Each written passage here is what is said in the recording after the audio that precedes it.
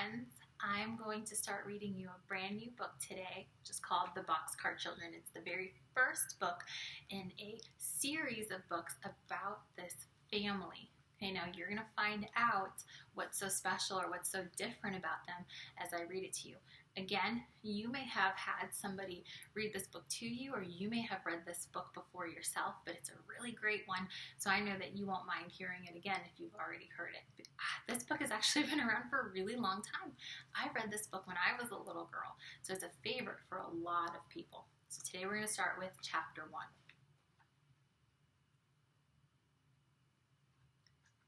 Chapter 1 is called The 4 Hungry Children. You can see a little picture of them there. One warm night, 4 children stood in front of a bakery. No one knew them. No one knew where they had come from. The baker's wife saw them first. As they stood in the window of her store, the little boy was looking at the cakes. The big boy was looking at the loaves of bread, and the 2 girls were looking at the cookies. Now, the baker's wife did not like children. She did not like boys especially. So she came to the front of the bakery and listened, looking very cross. Cross is another word for upset. The cake is good, Jessie, the little boy said. He was about 5 years old. Yes, Benny, said the big girl, but bread is better for you. Isn't it, Henry? Oh, yes, said Henry. We must have some bread, and cake is not good for Benny and Violet. I like bread best anyway, said Violet. She was about 10 years old, and she had pretty brown hair and brown eyes. Let's go into the bakery, Henry said. Maybe they will let us stay here for the night. The baker's wife looked at them as they came in. I would like 3 loaves of bread, please, said Jessie. She smiled politely at the woman, but the woman did not smile back. She looked at Henry as he put his hand in his pocket for the money. She looked upset, but she sold him the bread anyway. Jessie was looking around too, and she saw a long red bench under each window of the bakery.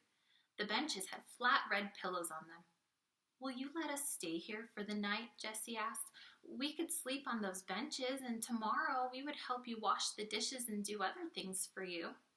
Now, the woman liked this. She did not like to wash dishes very well.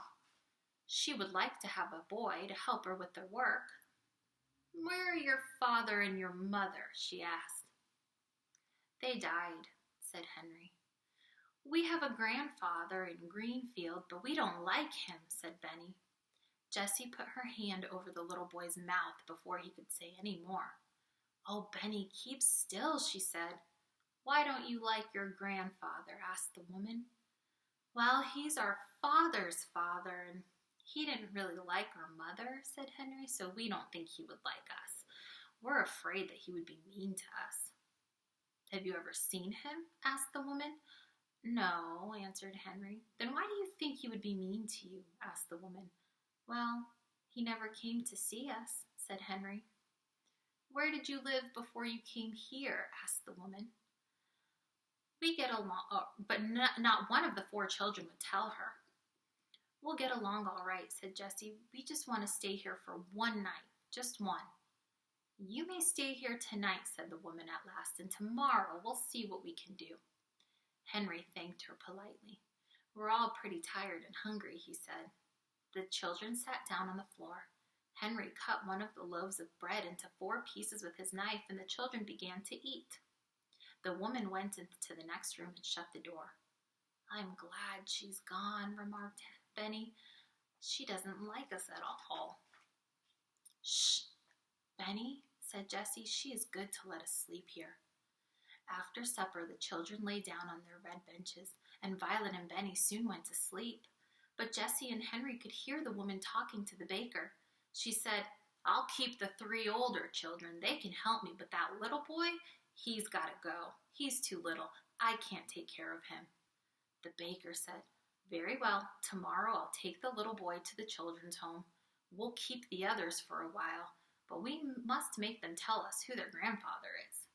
Jessie and Henry waited until the baker and his wife had gone to bed. Then they sat up in the dark. Oh no, whispered Jessie, we have to get out of here. Yes, said Henry, we'll never let Benny go to a children's home. Never. We need to get out of here. We can't leave our things here, though. Jessie sat still, thinking. Well, our clothes and our soap and towels are in the big laundry bag, and Violet has her little work bag, and we have 2 loaves of bread left. Do you have your knife and the money? Yes, said Henry. I have almost $4. You need to carry Benny. He'll cry if we wake him up, but I'll wake up Violet. Shh, Violet, come on. We're going to run away.